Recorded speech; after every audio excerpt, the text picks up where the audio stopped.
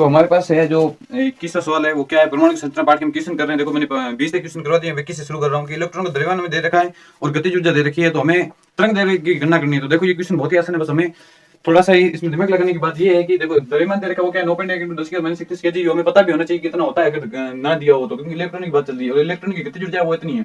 और गतिज ऊर्जा को हम किस तरह से लिखते हैं, 1/2 mv² लिखते हैं। और ये में दे रखी थी, ये जूल में दे रखी है। तो देखो जूल में दे रखी है तो पहले देखो हमने इसको जूल में लिखा, तो देखो ये जो द्रव्यमान दे रखा है केजी में दे रखा है, जूल में दे रखी है। दोनों मात्रा की कहीं अलग अलग होगी, लेकिन मात्रा की कहीं एक ही होनी चाहिए ना सोल्व करने के लिए, तो हम जूल को बदलेंगे। आपको पता होना चाहिए कि एक जूल होता है वो केजी मीटर स्क्वायर प्रति सेकंड इनवर्स स्क्वायर के बराबर होता है, ठीक है, ये चीज आपको पता होनी चाहिए। हमने इसको सोल्व करेंगे।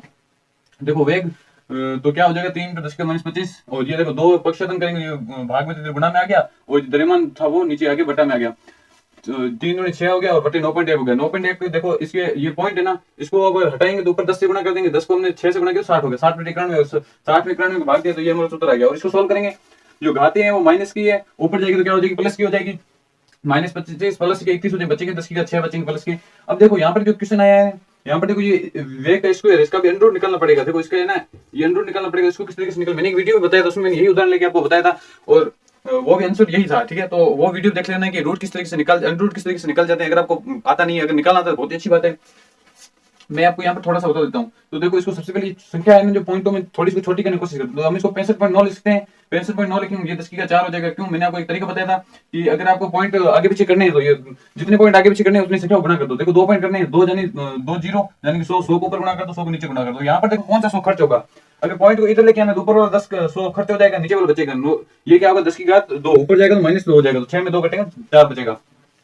निकालने का तरीका मैंने बताया था, वो क्या था 65 पॉइंट है ना 9 है, तो ये देखो 65 के आसपास किसका स्क्वायर होता है, वो होता है 8 का, यानी कि 8 64 यानी 8 के आसपास आंसर होगा। तो उसका तरीका मैंने बताया था कि एक था आधार लिखना था प्लस 1/2 इंटू शेष संख्या, ठीक, और आधार था, ये सूत्र था। ये सूत्र लगा के हम किसी भी संख्या अंदर निकाल सकते हैं। आधार क्या था 8 था, क्योंकि 8 के आसपास है, प्लस, ठीक है, प्लस 1.9 बचेगा, तो 1.9 बटे 8 दूनी 16, इसके अंदर आप भाग दोगे, इसको जोड़ोगे तो ये आएगा 8 प्लस 1.12, तो ये उसको जोड़ोगे ये आंसर आएगा। बहुत आसान सा क्वेश्चन था। उसके बाद देखो हमारे पास वेग तो आ गया। अब वेग से हम देखेंगे उसको लैम्डा से, मतलब तरंग देखने निकलनी है, लैम्डा निकलना है, उसको किस तरीके से निकालेंगे। समीकरण है हमारे पास एक लुई ब्रोगली यानी डे ब्रोगली की समीकरण, वो क्या है, लैम्डा होता है वो h/p लिख सकते हैं, p क्या होता है सवेग होता है, m और v, तो इसका हमने मान रखा है। इसको सोल्व करेंगे तो 8.12 और इस 9.1 को गुणा किया जाएगा 53 9।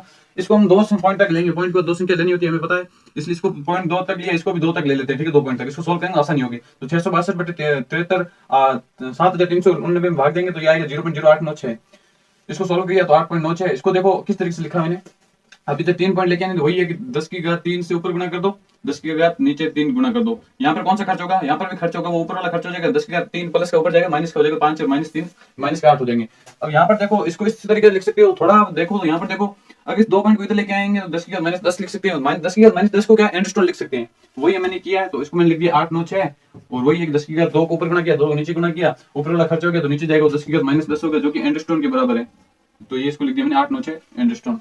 सिंपल सा क्वेश्चन था और कुछ ज्यादा नहीं थी, थोड़ी सी गणित लगानी थी और सब इजी है। तो 22वां क्वेश्चन हमारे पास क्या है, हमें कुछ ये मान दे रखे हैं। 22वें क्वेश्चन में हमारे पास कुछ स्पीसीज है, हमें ये बताना है कि सम आयन स्पीसीज कौन सी होती है। सम आयन स्पीसीज का मतलब है कि जिसमें इलेक्ट्रॉनों की संख्या समान हो, ठीक है, हमें इलेक्ट्रॉनों की संख्या बतानी है जिसमें समान हो। तो देखो सोडियम का हमारे पास परमाणु क्रमांक याद होना चाहिए, वो कितना होता है, सोडियम का परमाणु क्रमांक होता है 11। और देखो प्लस और ऋणात्मक चिन्ह है ना, यहाँ पर इनका मान मतलब क्या होता है, तो प्लस का मतलब होता है कि उसने इलेक्ट्रॉन दिए हैं, इलेक्ट्रॉन ने किसी और को दिए हैं, यानी कि उसमें इलेक्ट्रॉन है वो कम हो गए हैं, इसलिए दिए हैं तो कम हो जाएंगे। और ऋणात्मक चिन्ह है कि इलेक्ट्रॉन लिए हैं, ऋणात्मक चिन्ह इलेक्ट्रॉन लिए हैं तो इलेक्ट्रॉन बढ़ जाएंगे, ठीक है, बढ़ गए। अब यहाँ पर देखो सोडियम में उसका परमाणु क्रमांक होता है नियोन, सोडियम 11 नंबर पे होता है। प्लस का मतलब एक प्लस है, यानी कि 1 इलेक्ट्रॉन दिया है, तो देखो उसमें पहले इलेक्ट्रॉन कितने थे, 11 इलेक्ट्रॉन थे, 1 इलेक्ट्रॉन उसने माइनस कर दिया तो हमारे पास बचे कितने 10 इलेक्ट्रॉन, तो यही हमारे पास है। और मैग्नीशियम में यही है, मैग्नीशियम कितने पे होता है 12 नंबर पे होता है, तो 12 इलेक्ट्रॉन ऊपर प्लस 2 लगा हुआ है, इसका मतलब उसमें 2 इलेक्ट्रॉन दिए हैं तो बचे कितने 10 इलेक्ट्रॉन। दोनों में इलेक्ट्रॉन की संख्या बराबर है, इसका मतलब ये दोनों सम स्पीसीज है। उसी तरह हमने पोटेशियम, कैल्शियम, सल्फर और आर्गन का निकाला क्योंकि इनका परमाणु क्रमांक था। यहाँ पर देखो एक कम होगा, यहाँ 2 कम होंगे और यहाँ पर 2 बढ़ जाएंगे, माइनस का चिन्ह होगा तो बढ़ जाएंगे, और ये आर्गन था।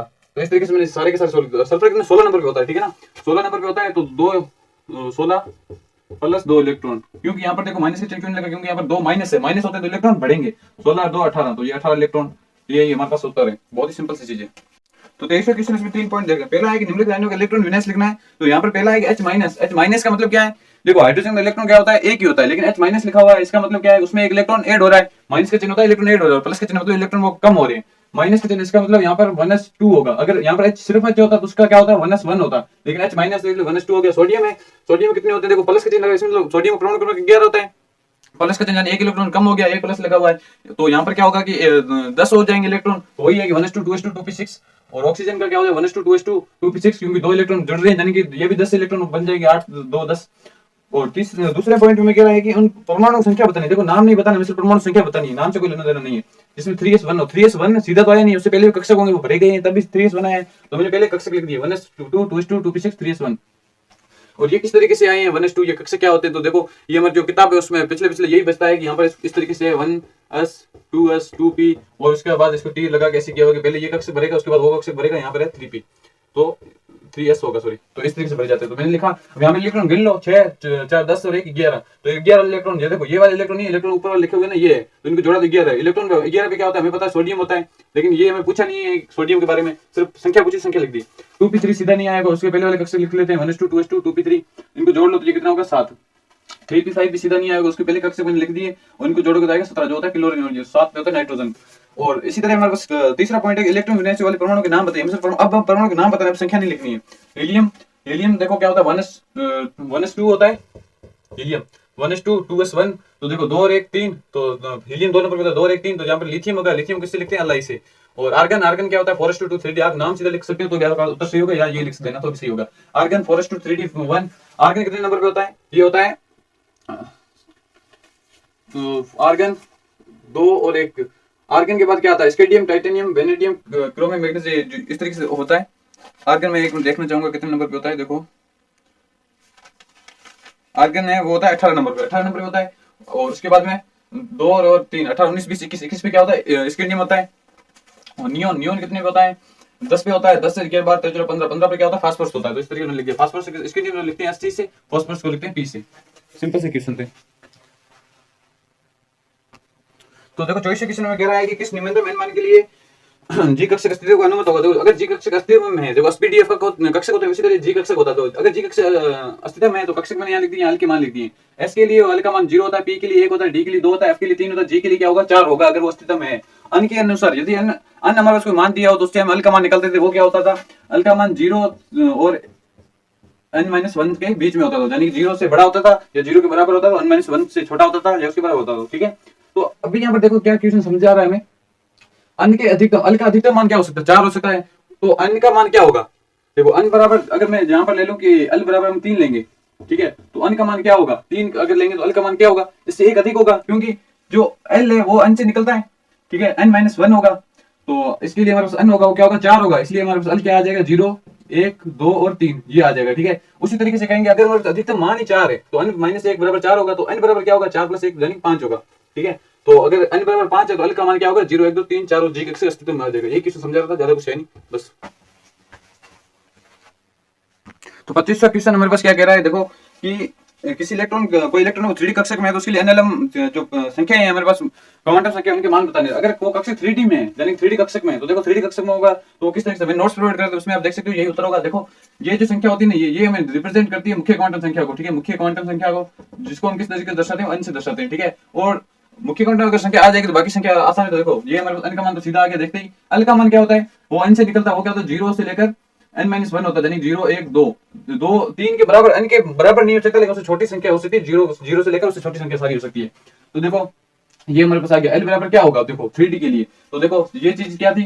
s, अगर हमारे पिछले क्वेश्चन में बताया था कि अगर s है तो उसके लिए l का मान होगा वो 0 होगा, ये l के मान है। ठीक है, और p होगा तो उसके लिए 1 होगा, d होगा तो उसके लिए मान होगा वो 2 होगा, और यहाँ पर देखो d होगा 2 है तो इसलिए l का मान भी 2 होगा। ठीक है, सारी नहीं लिखना, 2 लिखना है। अगर l का मान हमें आ जाए तो हम m का मान निकल सकते हैं।